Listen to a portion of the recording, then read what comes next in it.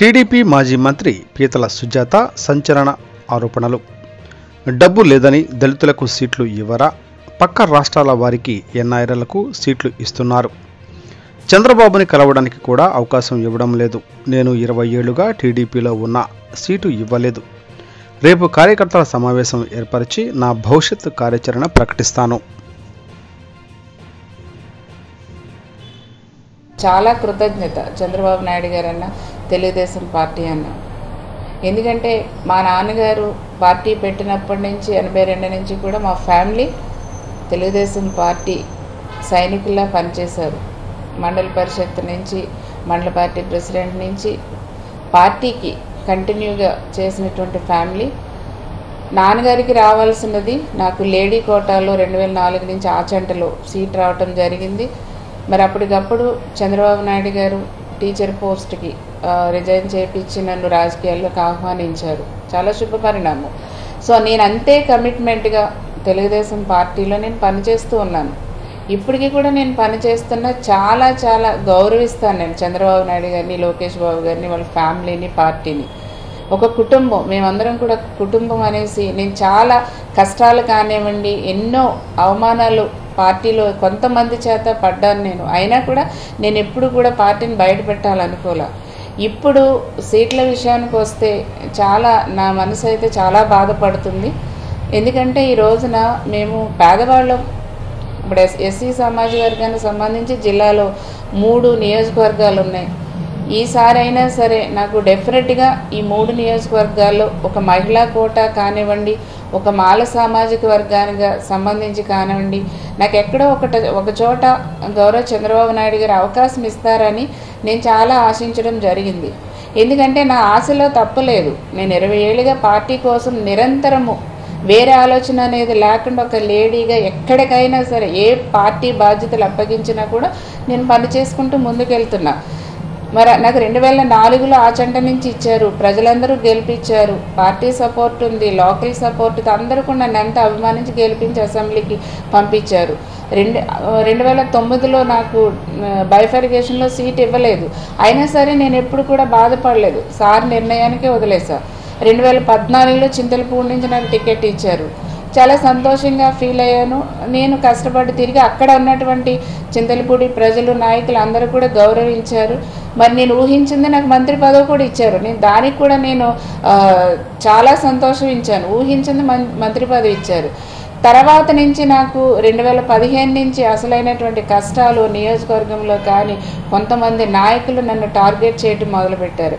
అయినా సరే నేను మాట్లాడితే నా పార్టీకి, తెలుగుదేశం పార్టీకి, చంద్రబాబు నాయుడు గారికి ఎక్కడ ప్రాబ్లం అవుతుందో అని నా కష్టాలని, నా అవమానాలని, నా బాధల్ని నేను మనసులోనే దిగమింగుకున్నా. ఎక్కడా కూడా నేను ఇప్పటివరకు బయట పెట్టాలనుకోలేదు. అసలు నేను ఆలోచనే నాకు ఎప్పుడూ రాలేదు. ఎందుకంటే కుటుంబం కాబట్టి మనం అన్నీ కూడా అడ్జస్ట్ అయిపోవాలనేసి నేను పార్టీ కోసమే సిన్సియర్గా పనిచేస్తూ ఉన్నాను.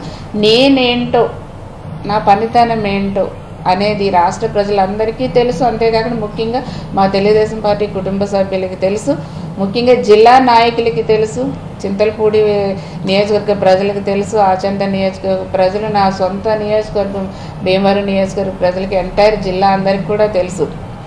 ఒకటే నేను అడుగుతున్నానండి, రిక్వెస్ట్ అనుకోండి, నేను విజ్ఞప్తి చేస్తున్నాను అనుకోండి. నేను చేసినటువంటి తప్పేంటి? ఇప్పుడు నేను మంత్రి తీసినా కూడా నేను మాట్లాడాల. చాలామంది కుట్రలు పన్నారు. నాకు మంత్రి తీసి దాకా కూడా వదలలేదు చంద్రబాబు నాయుడు గారిని. పాపం చంద్రబాబు నాయుడు గారు మంచి ఆలోచనతో ఉన్న కొంతమంది పెత్తందారులకి తలవంచక తప్పలేదు. అయినా సరే నేను ఎప్పుడు కూడా వాళ్ళ పేర్లు బయట పెట్టలేదు, ఏం లేదు. ఒక ఎస్సీ దళిత మహిళగా నా సెల్ఫ్ రెస్పెక్ట్ని చూసి వారవలేకపోయారు చాలామంది లోకల్లో. అయినా సరే నేను ఎప్పుడు కూడా బాధపడలా. నాకు గొప్ప అవకాశం ఇచ్చారు చంద్రబాబు నాయుడు గారు అనేసి నేను చాలా స్పోర్టివ్గా తీసుకున్నా. తర్వాత ఇంకా అదే కంటిన్యూ చేసి నా మీద లేనిపోయి చెప్పటం, మీడియాలో రాయిపించడం చేసి 2019లో కూడా నాకు టికెట్ ఇవ్వకుండా చేశారు. అయినా సరే అయినా సరే నేను అధినాయకుడి యొక్క నిర్ణయానికి వదిలేశాను. నేను మా నాయకుడి యొక్క నిర్ణయానికి వదిలేసి నేను గౌరవించడం జరిగింది. ఎందుకంటే ఆయనకు గౌరవించారు కాబట్టి. నాకు మా నాన్నగారితో తీసుకెళ్ళినప్పుడు స్టార్టింగ్లో చెప్పింది చంద్రబాబు నాయుడు గారు, అమ్మాయికి చాలా భవిష్యత్తు ఉంది, నాకు వదిలేసేయండి, నేను చూసుకుంటానన్నారు. సరే, మధ్య మధ్యలో నాకు గ్యాప్ వచ్చినా అట్లానే నాకు ఇంపార్టెన్స్ ఇచ్చుకుంటూ వచ్చారు కదా, పెద్ద ఆయన కదా, ఆయన మాటకి విలువ ఇవ్వాలనేసి నేను ఎప్పుడూ కూడా బాధపడలేదు. బాధ ఉన్నా కూడా పార్టీ ఎక్కడ బ్యాడ్ అవుతుంది అనేసి నేను మనసులోనే దాచుకుని పార్టీ నిర్ణయానికి కట్టుబడ్డా. ఎంతైనా ఇప్పుడండి జూనియర్స్ సీనియర్స్ అవుతారు, సీనియర్స్ ఎప్పుడు జూనియర్స్ అవ్వరు. ఈరోజు ఇంతకాలం 20 ఏళ్ళకి ఇంత సిన్సియర్గా నేను కమిట్మెంట్తో ఒక లాయల్టీతో పనిచేశాను. ఈ రోజున 2019లో కూడా టికెట్ రాలేదు. సరైన పని చేస్తే నాకు అప్పటి నుంచి అవమానాలు మొదలైనవి. 2015 నుంచి 19లో స్టేట్ కమిటీలో కూడా నాకు సరైనటువంటి నా సీనియారిటీకి ఒక మహిళగా, దళిత మహిళగా నాకు న్యాయం చేయలేదు. నన్ను ఎక్కడో డిగ్రేడ్ చేసి పదవి ఇచ్చింది కొంతమంది, అది సార్ దృష్టికి కూడా పోలా. కానీ తర్వాత మరి గౌరవ అచ్చెన్నాయుడు గారు సార్ దృష్టికి తీసుకెళ్ళి మళ్ళీ నాకు వైస్ ప్రెసిడెంట్ వేయించారు. అప్పటికే అంతా జరగాల్సిన నష్టం జరిగిపోయింది. ఇప్పుడు కనీసం ఇప్పుడైనా ఎక్కడో ఒక చోట ఒక మహిళా కోటాలో సిన్సియర్గా పనిచేస్తున్నాను. ఒక మాల సామాజిక వర్గానికి చెందినటువంటి ఒక మహిళగా ఒక మహిళా కోటాలో నాకు జిల్లాలో ఉన్నటువంటి 3 నియోజకవర్గాల్లో ఒక నియోజకవర్గం నుంచి అయినా నాకు అవకాశం కల్పిస్తారని నేను చాలా ఎదురు చూశాను. కానీ నా ఎదురుచూపు అంతా కూడా నిరాశ అయింది. ఈ రోజున ఇప్పుడు జవహర్ గారు మాజీ మంత్రిగా చేశారు జిల్లాలో, ఆయనకి ఇవ్వలేదు. చాలామంది బాధతో ఉన్నారండి. ఒకటి, ఎంతోమంది ఎంతో ఖర్చు పెట్టుకుని కింద కార్యకర్తల నుంచి ఎంతో కష్టపడి పనిచేసే వాళ్ళు ఉన్నారు. ఈ రోజున చాలామంది నాయకులు బాధపడుతున్నారు రాష్ట్రంలో. సరే, అలియన్స్లో వెళ్ళిపోయినట్ల కోసం మేము ఏం మాట్లాడతాం, కనీసం మాకు మాట్లాడే అవకాశం కూడా ఇవ్వరా? మాకు మాట్లాడే అవకాశం మేమేం తప్పు చేసాం? ఏ నియోజకవర్గంలో వర్గాలు లేవు, ఏ నియోజకవర్గాలు కరెక్ట్గా ఉన్నాయి? నేను అదొక్కటే నేను రిక్వెస్ట్ చేస్తున్నానండి, ఒక్కసారి పునరాలోచించుకోవాలి. నేను ఎందుకు మాట్లాడుతున్నానంటే చాలా బాధగా ఉంది. ఎందుకంటే ఇప్పటికైనా పునరాలోచించుకుని నిర్ణయం తీసుకుంటారనేసి నేను ఆశిస్తున్నాను. నేను గౌరవ చంద్రబాబు నాయుడు గారి దృష్టికి, ఎందుకంటే ఒక పార్టీ కమిట్మెంట్ లీడర్గా ఇన్ని సంవత్సరాల ఎక్స్పీరియన్స్తో ఒక మహిళగా, ఒక దళిత మహిళగా నేను మాట్లాడుతున్నాను. పునరాలోచించండి.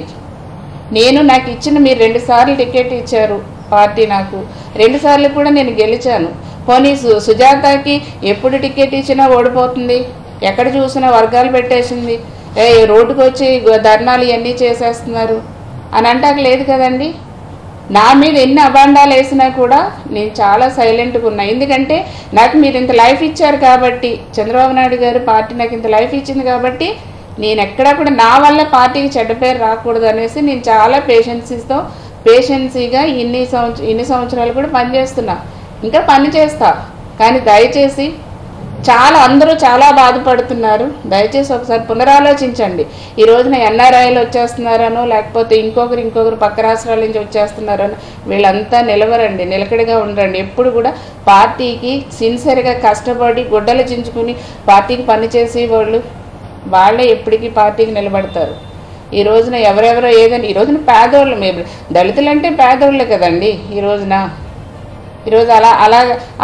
అలాగనేసి దళితుల్ని ఎవరొకరు నా ప్లేస్లో పెట్టేద్దామంటే కరెక్ట్ కాదు కదా. ఒక్కసారి పునరాలోచించాలనేసి కూడా